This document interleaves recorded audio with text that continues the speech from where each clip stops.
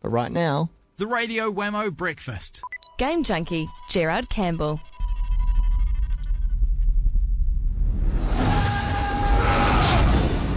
Kratos sat atop his throne, and though Olympus beckoned, visions of his mortal existence still haunted him. Kratos! Deimos! Come home, my sons! Oh, brother! Kratos, help me.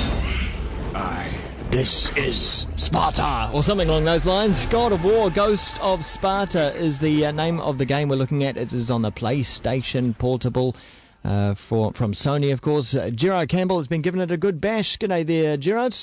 Good morning. Have you been watching 300 again, have you? I've never seen it, but I've seen all the various memes on YouTube. This is Sparta. This is Sparta. No, I've seen the have you seen the trance remix of that? Oh, very good. Yeah, God of War, Ghost of Sparta. Yes, it is on the PlayStation Portable. And, you know, the PlayStation Portable probably as a handheld console has probably sort of had a bit of a checkered history in the fact that, you know, there have been some good games for it, but, you know, compared with popularity things like the Nintendo DS, it hasn't really taken off as well.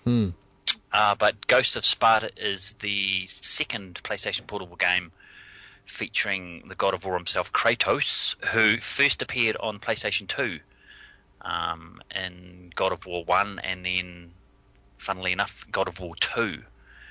And we've just had, earlier this year, we had God of War 3 on the PlayStation 3. And they're all very, you know, they're third-person action games. They're lots of bloodletting, lots of violence, lots of, you know, awesome killing moves, you know, where Kratos finishes off big foes. And the PSP game, the first PSP God of War PSP game was Chains of Olympus, and I still think it's one of the best PSP games, you know, ever to date. You know, it pushed the PSP right to its limit, and I think you can be the same said with this one, that the developers Ready at Dawn, who have specialised in PlayStation Portable games, have really, really pushed the PSP again to its limits, and, you know, it's just more blood everywhere, and you know, violence and platforming, and you know, a little bit of the old Greek mythology sort of thrown in there for good measure. Yeah, I tell you what, for a tiny wee device, the graphics for this game look immaculate. They look like a big console game.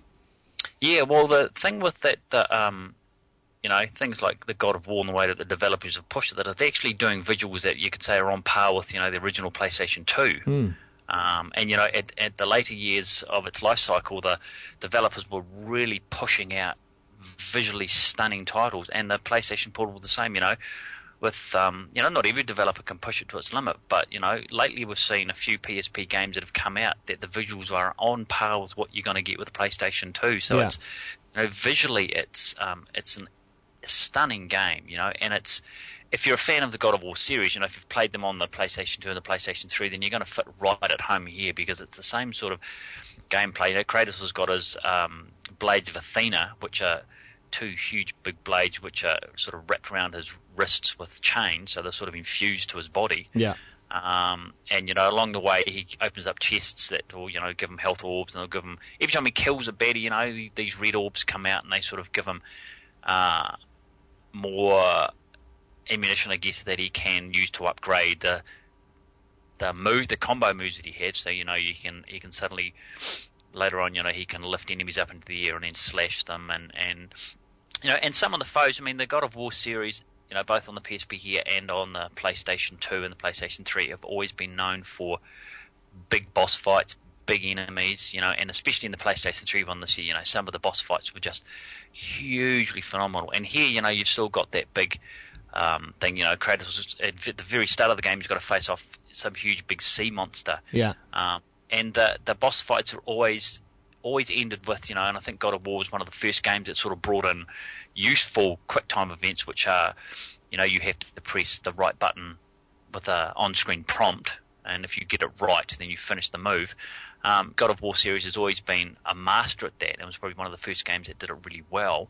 And the same thing with this PSP game here, you know, at the end of it, when Kratos is just about finished off the boss, you know, a circle up here above their head you go next to them, you press the circle button, and then you'll have to do, press X or press triangle or press circle, and he'll finish them off like Cyclops. He'll slash, and then he'll pull their eye out and stab them in the eye, and blood will come spurting everywhere. And it's, these games have always been known for this sort of the over-the-top violence, but with this one here, I spoke to one of the developers not long ago, and he said that the story for Ghost of Sparta sort of sits between God of War 1 and God of War 2, and you'll sort of see things alluded to in it that were mentioned in God of War 3, so that ties the series together.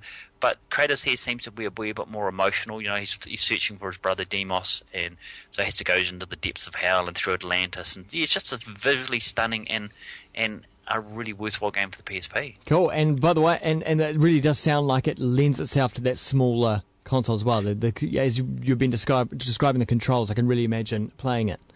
Yeah, well, it's worked really well. It's got a fixed camera, so you don't have to worry about trying to change the camera when you're going around corners. So because you've only got the one analog stick, so that the analog stick on the PSP deals with movement, forward, left, right, whatever, and the face buttons, the triangle, the circle, the X and the square, they deal with moves, and if you can do combinations, you can go X, X, X, and he'll jump up and slash, or you can square, triangle, and he'll do different moves. So it's all very, very simplistic, easy to pick up, but there are just so many nice touches and things, that I think that if you're a fan of this series and you own a PSP, then it's one of the best games out on the system, together with the other Ghost of War game, and that if you want to see something that's going to push your PSP to its limits, then this is the one. And if you like a bit of blood, well then, you're in for a good time here. Do it. Okay, Gerard, it is called God of War, Ghost of Sparta, out now on the PlayStation Portable. People can find out more of your thoughts on that game and a whole lot more as well at stuff.co.nz. Click on the technology section, and the Game Junkie's in there, blogging hard, as he does every single day. With all his might. He's pressing those keys, making sure that there's an interesting blog there every day. I'll send you that check in the morning. And check out also twitter.com/GameJunkieNZ. See you, Gerard. See you, Wammo.